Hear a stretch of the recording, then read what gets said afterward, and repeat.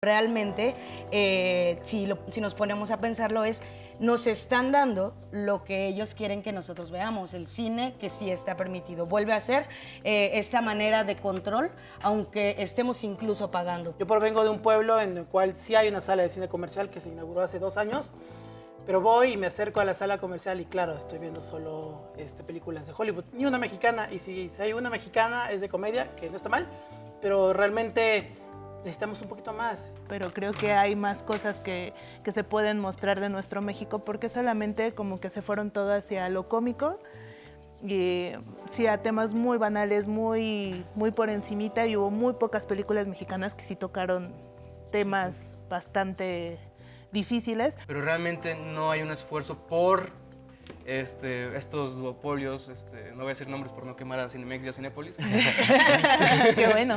que impiden ese libre acceso a la exhibición, ¿no? Esa exhibición digna. Nos daban una interpretación, por ejemplo, de la gente en pobreza, gente que no solo no viene de la pobreza, sino que tiene una lectura muy estigmatizante de las personas pobres.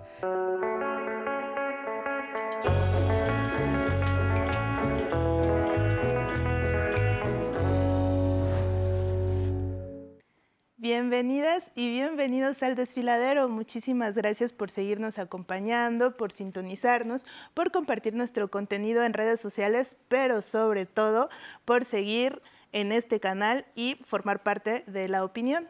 El día de hoy hablaremos de un tema súper interesante. Hablaremos acerca del plan de incentivos para la industria cinematográfica que presentó la presidenta Claudia Sheinbaum, ya saben, en compañía de nuestra mejor amiga, Salma Hayek. Y entonces, bueno, ya saben que causó muchísima polémica. Vamos a hablar acerca de si realmente este plan va a incentivar a que tengamos más cine mexicano. Una de las industrias mexicanas que ha marcado la historia nacional e incluso internacional es la industria cinematográfica. En la época del cine de oro mexicano competíamos con las grandes compañías cinematográficas del planeta. Hasta la fecha, en las escuelas internacionales se siguen estudiando elementos del cine de oro mexicano. Eso fue producto de más de 2 décadas de Revolución Mexicana. Llegó un momento en donde nuestro país tenía tanta estabilidad y tanto rumbo, tanta visión de hacia dónde debía caminar, que se impulsó al cine mexicano. Hoy, a 7 años del inicio de la Cuarta Transformación Nacional, comienza una nueva etapa dorada para la industria cinematográfica en el país. Al menos eso es lo que promete la política cultural de la presidenta Sheinbaum. Hoy analizamos el Plan Integral de Fomento Cinematográfico. ¿Nos acompañan?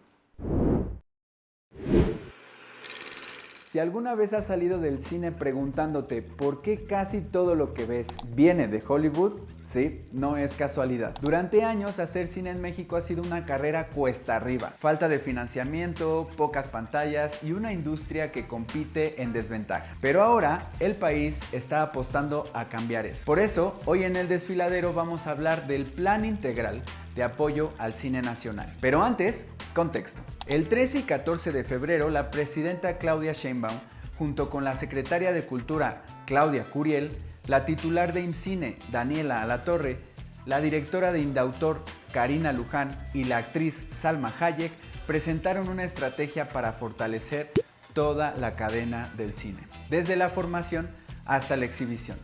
El eje más fuerte del plan es económico.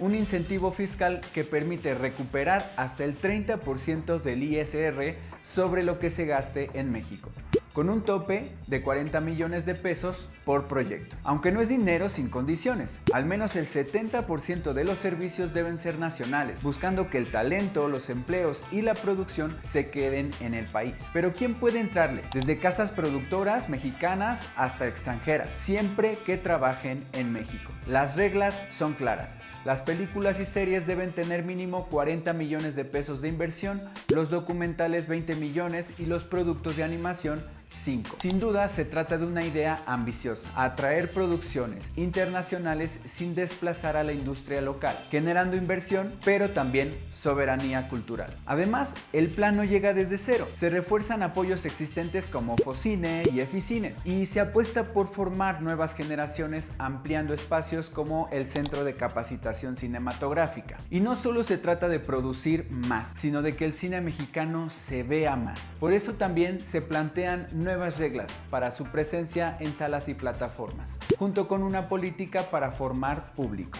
Los lineamientos ya fueron publicados en el Diario Oficial de la Federación, así que el plan está en marcha. Ahora te toca a ti. ¿Cuál es tu película mexicana favorita? ¿Crees que este plan realmente fortalecerá nuestro cine? Pues bueno, como siempre esa introducción nos da muy buen contexto y ahora también, ya que comenzamos el programa, les voy a presentar a nuestros invitados. Está con nosotros Balam Toscano, cineasta y educador afrodescendiente de la costa de Oaxaca, egresado del CCC y nominado al Ariel. Su obra documenta la Costa Chica y las comunidades originarias de Oaxaca, en colaboración con el Centro Cultural El Cimarrón, utilizando el cine como herramienta de memoria e identidad. Bienvenido, Balam. Hola, gracias por la invitación. Está con nosotros también Yautecatl Soto, politólogo por la UNAM y productor audiovisual dedicado a la exhibición de cine independiente mexicano. Bienvenido, Yautecatl. Hola, mucho gusto, gracias por la invitación. Está con nosotros, nos acompaña de nuevo más bien, Gloria Ernestina Verdeja Villavicencio, actriz, productora y gestora cultural multidisciplinaria con una trayectoria en teatro, cine y televisión que la hizo merecedora del premio Mejor Actriz en 2023. Ha colaborado con la ONU en proyectos sociales y como fundadora de Alarte Escénico AC, articula el arte con el activismo para promover los derechos humanos, la equidad y la inclusión. Bienvenida, Gloria. Muchísimas gracias. Pues bienvenidos, bienvenida. Primero me gustaría que nos puedas contar qué implica o cuáles son los elementos más importantes del plan integral que anunció la presidenta Sheinbaum, del plan y que incluye también una iniciativa de ley, ¿no? Claro. Bueno, pues de entrada me parece que es muy importante y muy interesante porque es histórico este cambio, se está reformando una legislación de 1992, que era la última vez que se había modificado algo respecto a nuestros derechos culturales. A todo el gremio me refiero, no solamente estamos hablando de la parte creativa y la parte que está enfrente, sino todas las personas que son parte de este trabajo, ¿no? Entonces, una de las primeras y más importantes modificaciones o propuestas que se está haciendo es una cuota de pantalla. Esto es importante para el cine nacional, que en todas las carteleras haya este espacio para las películas mexicanas, siendo que la oferta generalmente se va hacia lo hollywoodense y todo ese tipo de proyectos. Otra cosa es la protección contra la IA respecto a los compañeros de doblaje, que es muy interesante el trabajo que he tenido también la oportunidad de conocer. Y bueno, pues es importante que la voz se esté identificando tal cual como un patrimonio, una obra de arte en sí mismo. Y esto pues también es totalmente inédito, siendo que es parte de la herramienta expresiva y actoral, no se determinaba de esta manera. Es muy importante y que, bueno, el consentimiento de las personas intérpretes para que su voz se pueda utilizar en caso, por ejemplo, de la inteligencia artificial. Otro, pues, de los incentivos y el dinero en un 30%, así lo pude resumir, esta cuestión donde el estímulo fiscal hace que el 30% del ISR para efectos de la producción en México, bueno, pueda atraer a grandes producciones y entonces sea conveniente, sea mucho más atractivo estando grabando acá en la ciudad, perdón, no me refiero solamente en la ciudad, sino a todo el país, claramente. Dos últimos puntos, la inclusión y la descentralización. Hablamos de una base de pluriculturalidad donde es importante que estamos buscando la manera de visibilizar las lenguas, las tradiciones, la cultura y además se busca que de alguna manera las personas con alguna capacidad diferente tengan la posibilidad de disfrutar también todo este cine. Y por último, una memoria y archivo que es muy importante, en la cual estamos buscando rescatar, preservar y conservar pues todo el cine que es tradición, que es tan importante como ha dejado una escuela en nuestro país desde la época del cine de oro. Entonces es importante que conservemos y preservemos todo ese patrimonio cultural. Ok, muchas gracias. Gracias. Balam, yo tengo una pregunta. Creo que hubo un tiempo, bastante tiempo, donde las narrativas, digamos, en el cine mexicano eran a lo mejor, o no a lo mejor, sí eran bastante reducidas y había solo un cierto número de personas que siempre veías en todas las películas, fuera de lo que fuera, ¿no? Ahora, ¿tú crees que con esta iniciativa, crees que sí se pueda ampliar sobre todo el campo para los cineastas y para las historias que también se pueden contar? Sí, yo creo que es un nuevo esfuerzo que se ha estado aplicando. A lo largo de los últimos años, yo creo que al menos 5 o 6 años, yo sí he visto un cambio de paradigma. Quizás no se vea tanto en la industria, tal vez no se vea todavía en las salas de cines, comerciales me refiero, pero ya ha empezado a cambiar. Yo creo que esta ley en particular va a empezar a reforzar ese cambio, porque dándonos el 10%, un poquito más de visibilidad en las salas, puede ayudarnos también a que nos empecemos a identificar a nosotros. Yo provengo de un pueblo en el cual sí hay una sala de cine comercial que se inauguró hace 2 años, pero voy y me acerco a la sala comercial y claro, estoy viendo solo películas de Hollywood, ni una mexicana, y si hay una mexicana es de comedia, que no está mal, pero realmente necesitamos un poquito más. Y anclarse ahora en esta ley y que también habla de patrimonio cultural, creo que amplían más las posibilidades de la misma. Entonces, yo sí veo bastante esperanza y espero que pronto podamos ya reflejarnos en nuevas películas que puedan verse a lo largo de los siguientes años. Gracias. Yautecal, cuando gobernaban Calderón, Peña Nieto, hubo una ola que se llamó el nuevo cine mexicano, que se supone que era igual una manera de incentivar la producción mexicana. ¿Qué diferencias ves entre ese modelo y que está proponiendo la presidenta Claudia Sheinbaum? Porque ellos decían, ¿no?, que buscaban representar la diversidad cultural del país, hablar de diversos fenómenos que ocurren en nuestra realidad. Entonces, ¿cuál es la diferencia entre ese momento y esto que ahora propone la presidenta Sheinbaum? Sí, es una muy buena pregunta, Eder, y me remonta un poquito a lo que decía Gloria hace rato. No podemos revisar esta ley sin despojarle todo el contexto histórico que hay detrás, ¿no? Recordemos que, como mencionaba Gloria, en 1992 es cuando Salinas de Gortari propone la ley de cinematografía en un contexto en el que presentaba una nueva propuesta de exhibir cine mexicano en un contexto neoliberal para presentarlo en el entonces Telecán, ¿no? En ese plan, lo que sucedía era que, bueno, recordemos que a mediados de 1949, 1952, cuando se genera una ley de la industria cinematográfica, se establecía que el 50% de las películas que se exhibieran en salas debían de ser mexicanas. Sin embargo, ya cuando llega Salinas al poder, bueno, en el 83, desde de la Madrid empieza a haber como un tanteo, como un balanceo en la industria cinematográfica. El plan de Salinas, de Gortari, era reducir paulatinamente, año con año, un 10% más a la cantidad de cine mexicano que se veía, ¿no?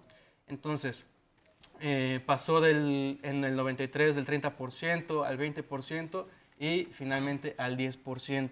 Eso también es algo que siento que es necesario mencionar, que esta ley mantiene en un 10%, no se aumentó realmente, más bien lo que cambia es que se procura que el parámetro bajo el cual se analiza ese 10% sea semanal y no anual, porque eso lo hacía muy ambiguo, ¿no? Entonces, con esta reducción paulatina del cine mexicano que se exhibía en cines, fue empobreciendo cada vez más y fue generando un menor interés también por la industria cinematográfica de generar cine en su propio territorio, ¿no? Entonces, bajo ese contexto, fue cuando empezaron a sacar fideicomisos, ¿no?, como propuestas, así desde el 98, en el 2003, luego en 2010, etcétera, etcétera. Fueron muchos fideicomisos, pero sucede esto, ¿no? Algo que mencionaba incluso Claudia Curiel en la mañana en la que presentaron la ley. No tiene mucho sentido generar un montón de fideicomisos, un montón de estímulos, e incluso fiscales para la producción de cine, si no hay dónde exhibirlo. Aquí es muy, muy, muy difícil que veamos nuestro cine, o sea, cine mexicano, ¿no? Eso a mí se me hizo una grosería, pero creo que poquito a poquito. Creo que esta ley es muy ambiciosa, muy completa, pero creo que nuestra responsabilidad como cineastas, exhibidores, es sí, pues, ir luchando poquito a poquito por esa soberanía cultural que buscamos. Pero ¿no? si se cumple el 10%, como dice semanal, sí cambia sustantivamente. Sí, ¿no? cambia Porque ahora totalmente. No es verdad que se cumple Sí, eso. no, o se cumple, pero anualmente, ¿no? Es como de, a ver. Ponen una película O, mucho o tiempo ponen para- la de las taquillerísimas, ¿no? Sí, sé, sí. un exprimen Amores Perros hasta más no poder, que es una gran película, pero pues le exprimen hasta que la gente se cansa, ¿no? Y hay mucho cine mexicano que se está realizando de manera independiente en todos lados del país y es muy rico y son narrativas impresionantes, pero realmente no hay un esfuerzo por estos duopolios, no voy a decir nombres por no quemar a Cinemex y a Cinépolis, Qué bueno. que impiden ese libre acceso a la exhibición, ¿no? Esa exhibición digna. Claro. Sí. Gloria, pues bueno, Yautecatl Sí, dije Yautecatl. bien, ¿verdad? Yautecatl, Gracias. perfecto. Ya nos dio una visión que para mí también es muy importante, ¿no? Las narrativas, porque a veces vemos una película mexicana, pero yo no me siento reflejada en esa película, ¿no? O sea, dicen, los pobres viven de tal manera, los ricos viven de tal manera, México es así, ¿no? Te enseñan una narrativa que a veces no compartes. ¿Crees que estos incentivos abonen a que las narrativas cambien? Claro, totalmente. Creo que no nos sentimos identificados porque son historias muy distantes, sin duda, las que se toman como un gusto más complaciente, pero realmente se está evitando muchas veces tocar la realidad. Y cuando se llega a hacer es desde un punto más tipo, ¿no? Quiero decir, siempre con un cliché de las cosas, del arquetipo del personaje, efectivamente, de la sociedad empobrecida, de las personas normales de a pie, las personas que somos lo común, no están ahí esas historias. Entonces, el hecho de que democraticemos mediante esta reforma, claro que va a permitir que no solo veamos otro tipo de rostros en la televisión, en el cine, en la pantalla grande, sino que además otras historias que efectivamente no son las que vamos a encontrar en televisión comercial ni en cine comercial. Muchísimas gracias. Balam, en este mismo sentido de la representación, estamos muy acostumbrados, incluso en este modelo que decía hace ratito del nuevo cine mexicano, nos daban una interpretación, por ejemplo, de la gente en pobreza, gente que no solo no viene de la pobreza, sino que tiene una lectura muy estigmatizante de las personas pobres. ¿Este plan puede cambiar eso? ¿Puede lograr que creadoras independientes que vengan de otros contextos sí puedan ver reflejada su cosmovisión en el cine? ¿O qué hace falta para que ese fenómeno ocurra? Bueno, mira, yo creo que la ley también apoya en algunos sentidos las escuelas de cine y también apoya los estímulos a formación audiovisual, que ya existen, pero los va a fortalecer. En cada estímulo de formación audiovisual en las escuelas de cine, ya dentro ya existe un nuevo paradigma también de qué se está representando. Entonces yo creo que sí, ya hay a partir de hace 5 años, 4 años, a partir del ECAM, que es el Sistema de Creación Audiovisual Independiente, ya hay películas, tanto documentales como ficciones, que reflejan otras realidades. El problema ha sido la salida. Sí hay exhibiciones por parte de Focine, por parte de en las muestras que se hacen en el Zócalo, pero son reducidas y obviamente no llegamos a las salas de cine otra vez. Entonces, yo creo que este nuevo paradigma que ya las escuelas de cine como el CCC lo está implementando, a quien está aceptando también en sus escuelas, que antes era un poquito más elitista. Mucho más. Yo siento que ahora, bueno, yo soy un ejemplo, por ejemplo, yo vengo de un pueblito chiquitito, sin recursos ni nada, y he logrado estar ahí, y ya están entrando nuevas generaciones que también están llegando de Oaxaca, de Chiapas, también del norte del país, y está cambiando esa narrativa. Poco a poco, sino que de repente ahí les cuesta, pero funciona. Entonces, si en esas escuelas de cine y en esos estímulos de formación audiovisual, de alguna forma, los maestros también empiezan a aplicar esta nueva forma de vernos o de representarnos, yo sí, otra vez, yo creo que en 4 años, 3 años, podremos volver a vernos en pantalla y ya ver a esa niña que diga, mira, ya esa soy yo, o ver a un niño que también diga, bueno, yo puedo también hacer cine, ¿no? Okay. Entonces, sí, lo veo también. Yautecatl, ¿por qué crees que había como esta resistencia a seguir haciendo cine mexicano y el cine que se hacía? No digo que no necesitemos reír, ¿no? Pero creo que hay más cosas que se pueden mostrar de nuestro México, porque solamente como que se fueron todo hacia lo cómico. y sí a temas muy banales, muy por encimita, y hubo muy pocas películas mexicanas que sí tocaron temas bastante difíciles. ¿Por qué crees que hubo como este cambio en ese momento y ahora por qué hay otra vez esta apertura, ¿no?, a nuevas narrativas? Sí, es cierto, sí lo hay. Sin embargo, como menciona bien Balam, es cierto que existen producciones a nivel nacional muy pequeñas que reflejan todas esas realidades que no vemos en salas comerciales, ¿no? Sin embargo, a las que se les da mucho apoyo de exhibición son estas que mencionamos, ¿no?, que mencionas. El cine de comedia, que es un cine maravilloso, pues nos hace reír, nos da risa, nos hace pasar un buen rato con la familia. Yo siento que también responde a eso. Realmente, pues en México tenemos un fuerte sentido de la familia también, ¿no? Pero aparte, el descanso y el ocio que nos permitimos solo se puede lograr cuando hayamos momentos que están fuera del trabajo, que están fuera de la escuela, y son pocos los días, las horas y los momentos en los que podemos estar con nuestra gente, ¿no?, con nuestros hermanos, nuestra mamá, etc. Es muy común que aquí en México el ocio no sea individual, sino que sea colectivo, sea compartido, mayormente en familia, ¿no? Yo creo que por eso es mucho más fácil, digo, a todos nos ha pasado, ¿no?, que uno quiere ir a ver una película súper, no sé, digamos, complejísima, elaborada, extranjera, si quisiéramos, no sé, algo que subtitulado en noruego, o sea, cosas que nadie entiende, ¿no? Pero que pues está nuestra sobrinita y, no, pues vamos a ver Frozen, ¿no? Y está como pues, chido, o sea, no tiene nada de malo, ¿no? Sin embargo, responde a eso, ¿no?, al contexto cultural y socioeconómico que vivimos aquí en México, ¿no? Algo que a mí me llama mucho la atención responde a esto. IMCINE cada año saca nuevas estadísticas de cómo se está consumiendo y exhibiendo el cine, ¿no? Y hay mencionaban que alrededor de 7.500 pantallas divididas en más de 900 cines en México, comerciales, pues, y que el 80% de la población mexicana no podía acceder a esas salas por el costo, ¿no?, por el poder adquisitivo que teníamos. Y es muy común, o sea, cada vez, yo ya no voy tanto a cines comerciales, o más bien, y si voy, pues ya saben, ¿no?, me escondo acá unas palomitas, un pollo asado en mi bolsillo, o cualquier cosa, ¿no?, que me va a pues, poder costear esa experiencia, ¿no? Entonces yo creo que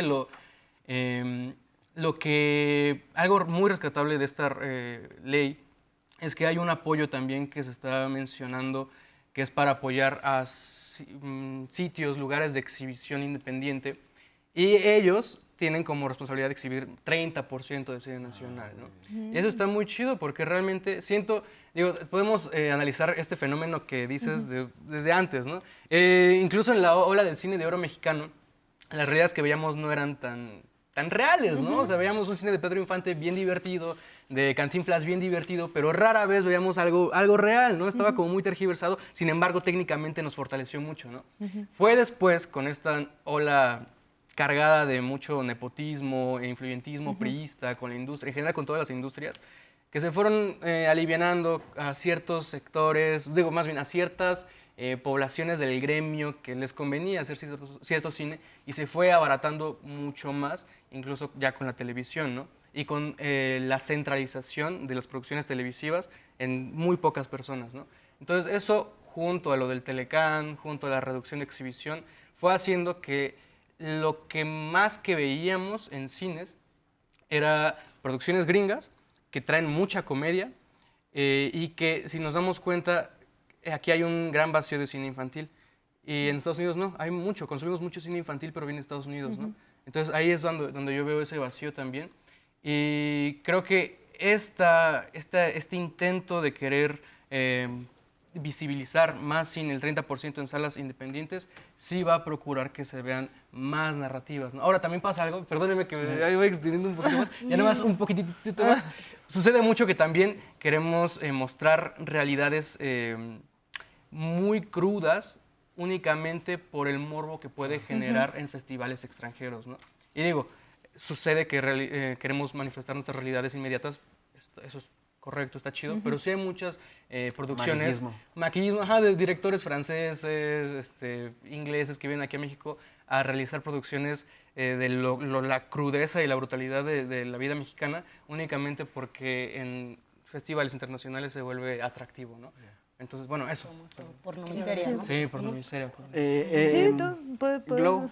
Mira, nomás abonar rápido con lo que decías del cine de comedia. Yo creo que no hay ningún problema con el cine de comedia, sino más bien cómo está representado en el cine de comedia. Si yo veo una película en el Cinépolis, perdón por decir nombres, no me identifico con él, puedo reír y puede ser una vía de escape, pero apenas vi una película mexicana hecha por una compañera de Oaxaca, de la Sierra, que se llama La Raya, que es cine comedia, pero está representando a su pueblo, está compañeras y compañeros de ahí mismo, que también roza un poquito lo infantil y que funciona muy bien.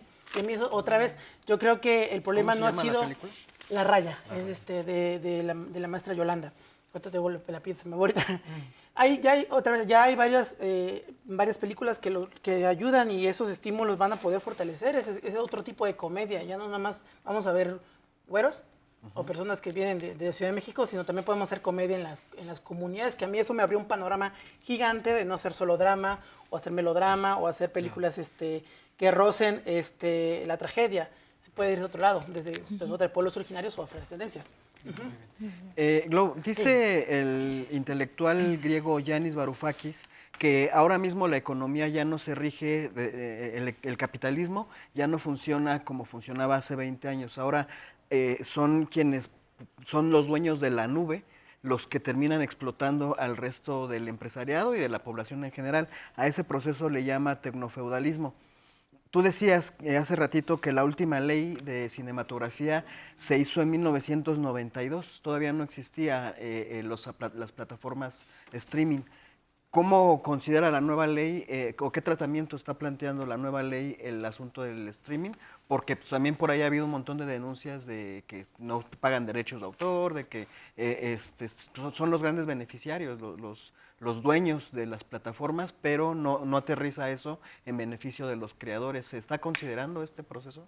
Claro, de hecho sí, no habíamos hablado de esa parte, que no solo es en las salas de cine, sino también toca este tema de las plataformas, los streamings, todas estas plataformas, donde ya están siendo pues limitadas a lo que podamos ver, a un algoritmo que permite cierto tipo de películas, nos cuentan o cierto tipo de contenido, películas, series, documentales, nos cuentan que es un tema de contratos, ¿no? Que tiene una vigencia el contrato con ciertas películas. Es como La Payola. Exactamente, pero finalmente lo que vemos es que nos enseñan o nos dicen qué es lo que debemos ver, ¿no? Entonces, ¿qué pasa? Que también se está reformando el hecho de que en el streaming también haya un 10% como mínimo de precisamente de oferta de cine nacional, pero además que aparezca de una manera, ya llamándola como de marketing, en su inicio de pantalla, que se ofrezca, ¿no? Que no estén escondidos como una sección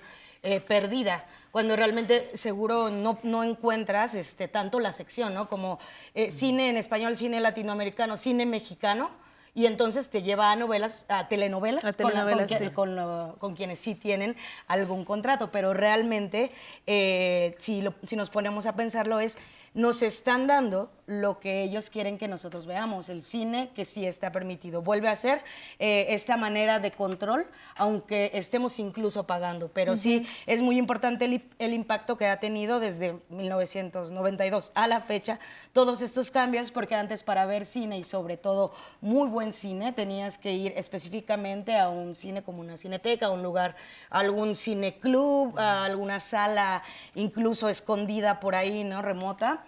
Pero ahora lo que sucede es que los puedes ver desde casa mediante también los streaming. Pero ¿qué es lo que ves? Eso es qué es lo que nos ofrecen, no podemos tener acceso. Okay. Muchísimas gracias, Gloria. Pues bueno, vamos a ver también qué opinan los jóvenes allá afuera. Vamos al Vox Populi.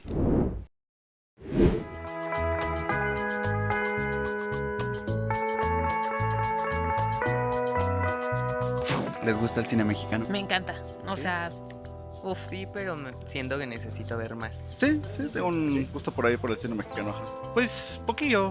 Claro, sí, por supuesto. Sí, me encanta. Claro, y creo que es importante que nos guste y que veamos cine mexicano todo el tiempo.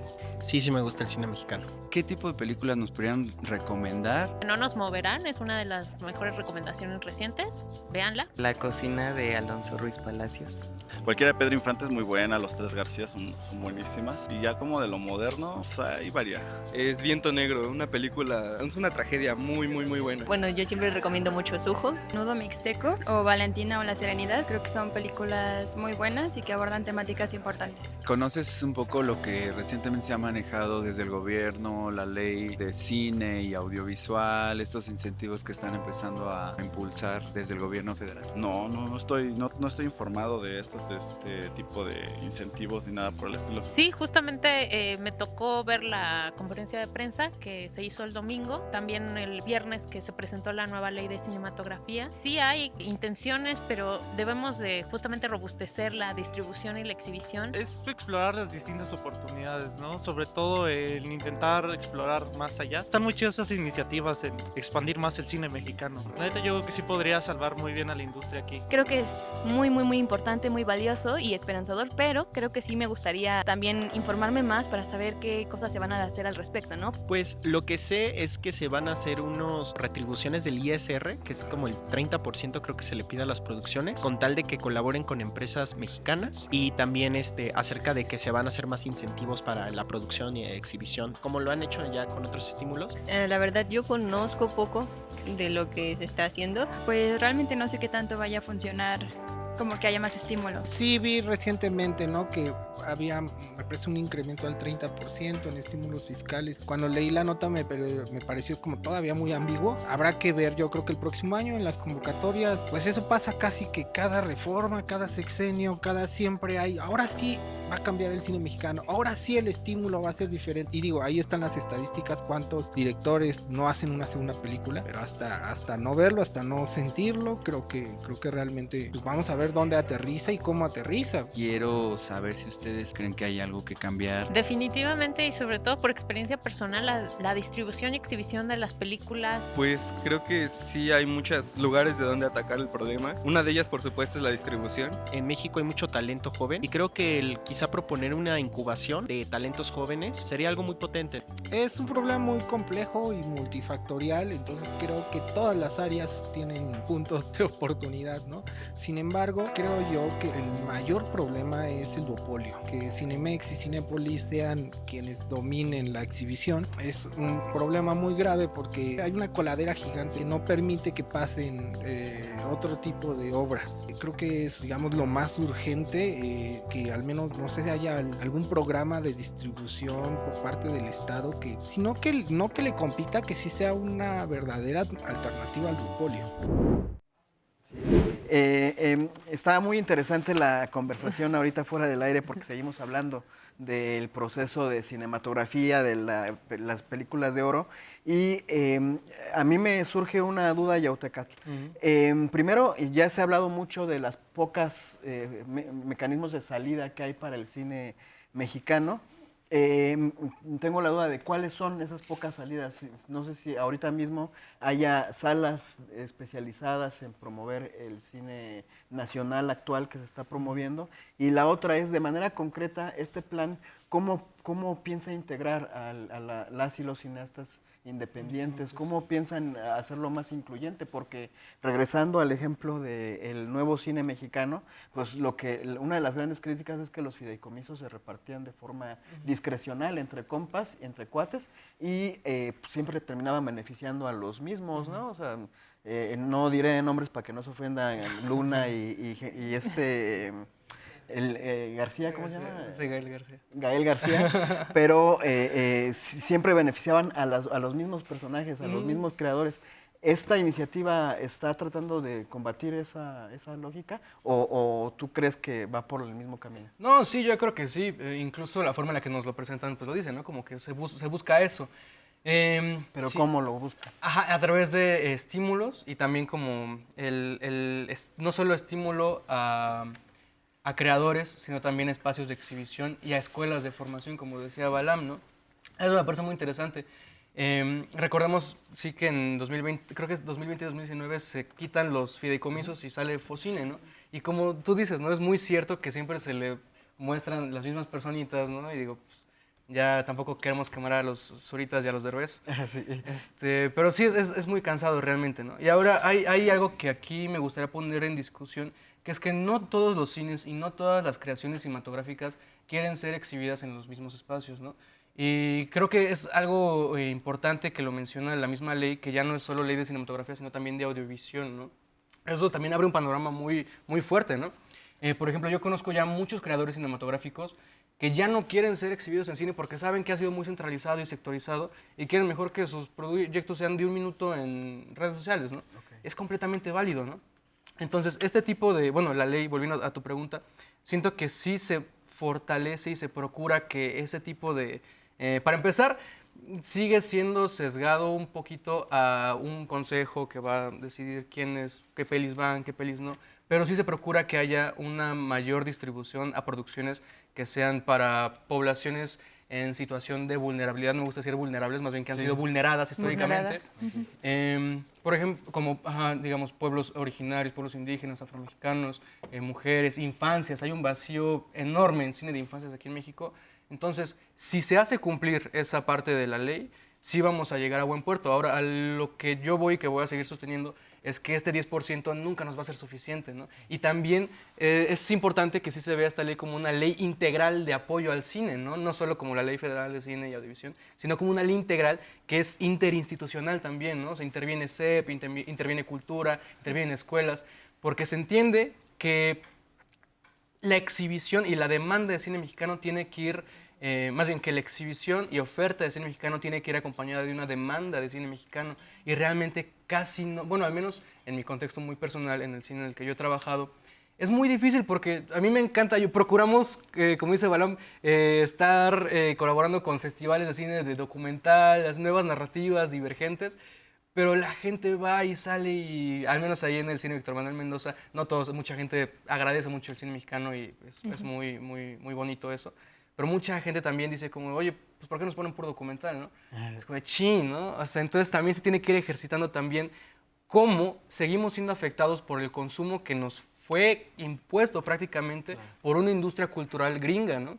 Entonces el objetivo es seguir ejercitando, alimentando también el gusto por querer ver, bueno, no el gusto, más bien como el ir incentivando esa producción que nace de la necesidad de que veamos reflejadas nuestras realidades en la pantalla grande, ¿no? Y en la pantalla chica también, porque también está regulado, viene contemplada series. Entonces creo que es muy válido eso y creo que es justo, si se hacen, si se respetan y hay un tratamiento adecuado de cómo se realizan esos proyectos audiovisuales, sí va a haber una oferta de cine mexicano bellísima, enorme, muy rica, pero yo vuelvo a lo mismo, hay que procurar como ir avanzando al 20, luego al 30 y al 50. Hasta volver a la mitad. Sí, hasta volver a la mitad.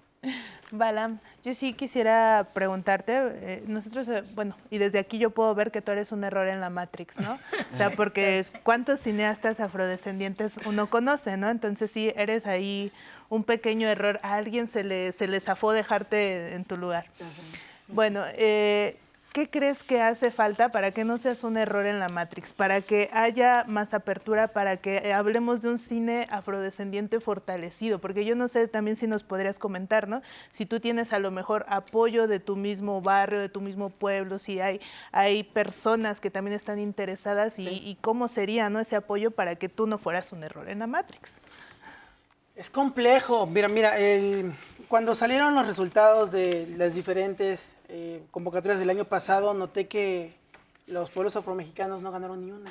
O sea, en la Costa Chica de Oaxaca y de Guerrero, entonces yo, ninguna, y me pregunté, y vi quiénes habían ganado, y dije, bueno, ellos son afrodescendientes, pero bueno, son de la Ciudad de México, son de, o sea, como que ya tienen un background, de alguna forma, de herramientas que pueden ayudarles a aplicar a esos fondos.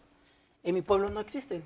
Yo los aprendí a la mala y a lo largo de 5 o 6 años y dije, no lo estoy logrando, tengo que ir a una escuela de cine y aplicar para aprender a hacerlo. Y pensé, bueno, entonces si no lo estamos logrando porque no tenemos esas herramientas, por eso siempre gana Gael o ganan los demás, porque ellos saben hacerlo, saben aplicar a fondos. Nosotros no sabemos. Entonces lo que está pasando ahora y lo que estamos implementando y que en esta ley viene y que ya viene en el estímulo de formación audiovisual del año pasado que se va a dar ahora, es que vamos a hacer una escuela de cine.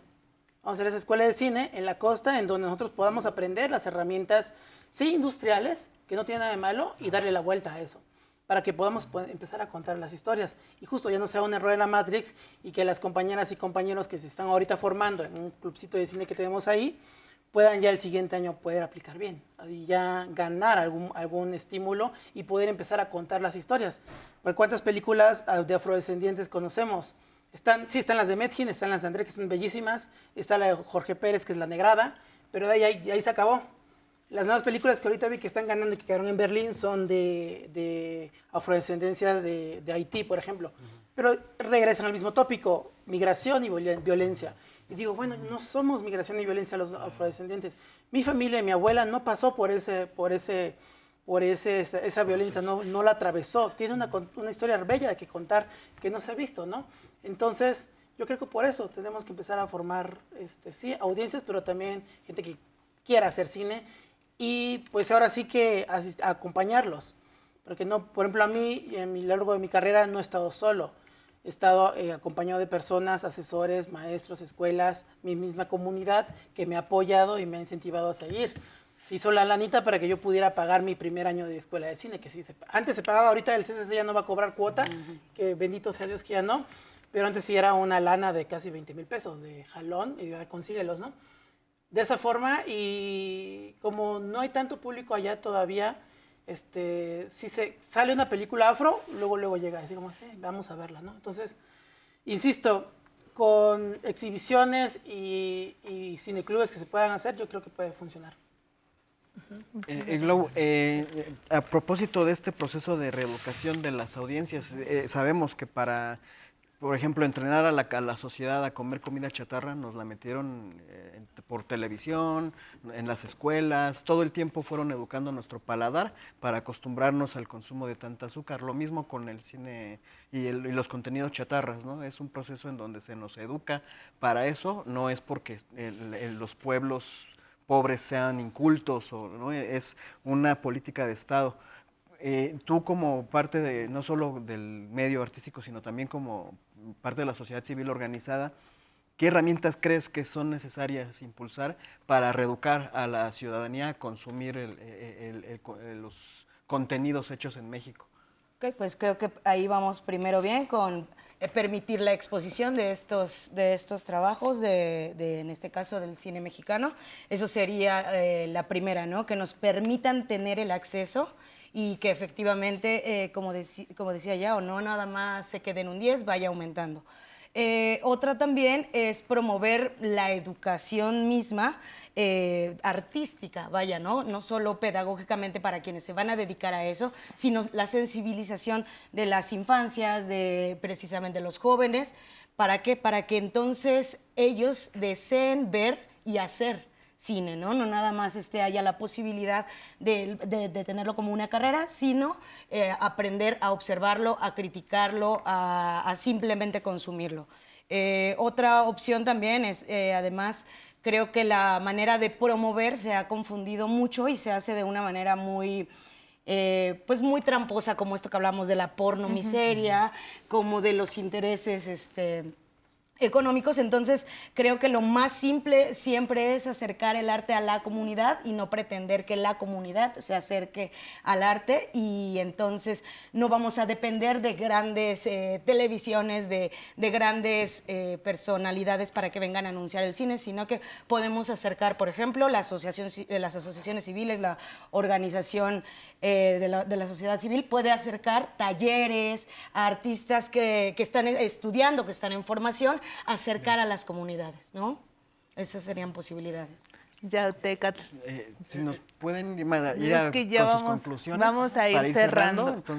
Entonces ya nos vamos a ir un poquito más rápido, pero sí, justo me gustaría eso, pedir tus conclusiones, Yautecatl, y también preguntarte, entre conclusión y una pregunta, a ver si se puede brevemente, ¿qué crees que haga falta para cambiar las narrativas, sobre todo esas narrativas del narcotráfico, que a mí me molestan mucho porque México es más que eso, y es una narrativa donde muestra a los narcotraficantes como héroes, ¿no? Y sabemos que si en todo este país todos los problemas que tenemos de violencia no es porque ellos sean unos héroes, ¿no? Sino es porque realmente han dejado este país muy, muy mal. Sí. Entonces, ¿qué crees que otras narrativas se podrían, ejecutar o llevar a cabo? Sí, únicamente antes de contestar, hay algo también respondiendo a lo que decía Eder. También la ley contempla que va a haber un fomento al cine en los libros de texto gratuitos de la SEP a partir de tercero de primaria, con los códigos QR para que accedan a plataformas de cine mexicano. Eso está muy chido, claro. Y va a ayudar mucho. Y ya respondiendo en manera de conclusión, creo que justo sería mi conclusión. Hay 1001 narrativas, ¿no? Aquí en México. Es un lugar tan grande y no es que no existe ese cine, es que se ha decidido no ver, ¿no? Y digo, también algo que procuraremos nosotros o procuramos como exhibidores es hacerle frente también a esa industria de exhibición, porque también hay que entender que la ley fue diseñada de una manera muy conjunta, trabajando también con estas empresas, ¿no? Con los duopolios y eso, ¿no? Y eso también impide a veces que, bueno, más bien no recuerdo, a lo mejor no leí bien, pero no recuerdo haber visto una regulación en la selección de contenidos para esas empresas. Más bien es como, bueno, ellos a su rollo, nosotros a lo nuestro, ¿no? Entonces, siento que la solución parte de ahí, ya no quiero ser redundante con la exhibición, más allá de la exhibición, también debe llevar una política complementaria muy grande, cultural, en contra de la violencia, ¿no? Y por ejemplo, apenas estaba estudiando el nuevo plan Jóvenes Transforman México, que es un plan igual interinstitucional que pues procura que la juventud se vaya alejando de la violencia y tampoco estigmatizar a esa gente que está involucrada en la violencia, ¿no? Y tampoco a esa gente que consume contenidos de violencia que le gusta, ¿no? Porque no es nuestra culpa que nos hayan arrojado, que nos hayan incentivado a conocer eso, ¿no? Y yo sí, la verdad, le echo mucho la culpa a los gobiernos neoliberales, porque nos arrojaron todo el aparato cultural gringo que fomenta muchísimo la violencia, a diestra y siniestra, y siempre nos dicen como, por ejemplo, digo, a mí me gustan los correos tomados en la melodía, ¿no? Se me hace muy bonita, pero existen desde la Revolución. Pero no voltemos a ver como de, bueno, ¿y qué tal con el cine gringo que hace tanta apología a la guerra, a la industria armamentística? Si nos damos cuenta, en las producciones gringas, siempre que están en salones de clase, hablan de la Segunda Guerra Mundial, ¿no? Como para fortalecer la idea de que Estados Unidos es el aparato fuerte, ¿no? Y militar. Y que ellos ganaron la Segunda Guerra. Y que ellos ganaron, ¿no? Entonces yo creo que va acompañado de eso. Tiene que ser una estrategia alimentaria, educativa, de salud pública, porque todo eso... O sea, la única forma de contrarrestar las narrativas violentas y el consumo y el gusto a la violencia también tiene que ver con el bienestar social y atención a las causas. Exactamente, ¿no? Y creo que se ha avanzado mucho en eso. Y ya eso sería todo. Es que no me dejan hablar de ese tema. Balam, tus conclusiones, por favor. Y si nos pueden contar dónde se exhiben películas mexicanas.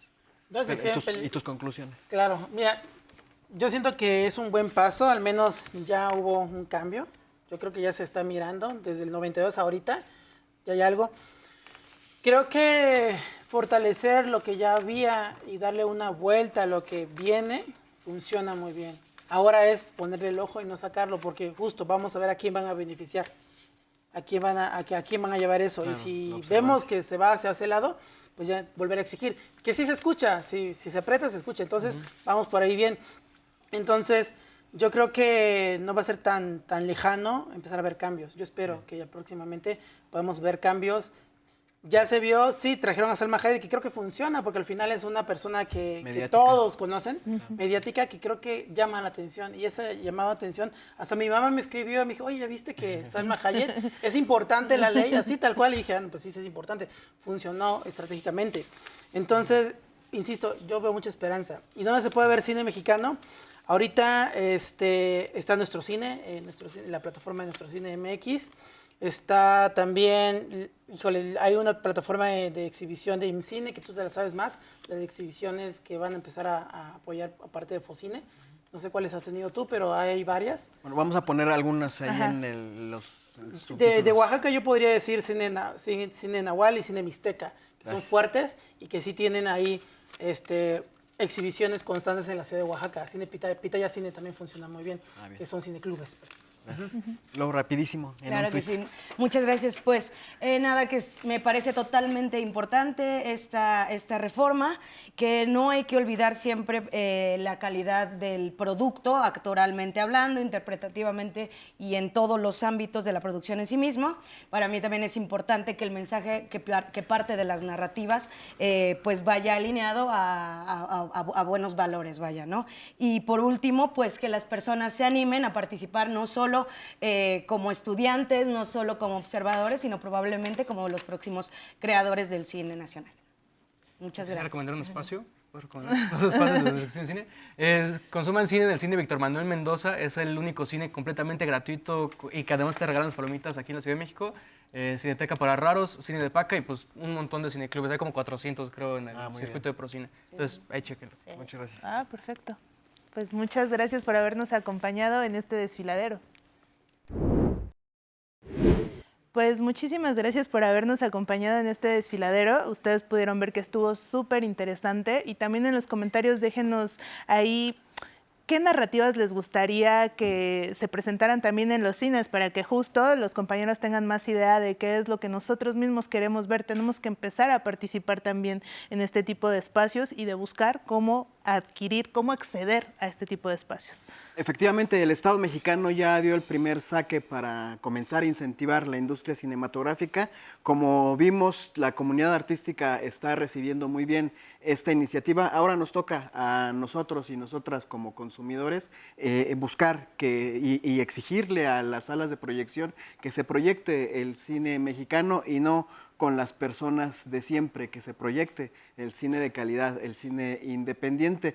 Muchas gracias por sintonizar, por compartir el contenido, por sus comentarios. La semana que entra vamos a hablar de un tema por aclamación que yo se muere de ganas de hablar. Fantástico. Hablaremos de los Terians y esta nueva tendencia de las juventudes en el planeta. ¿Nos acompañan?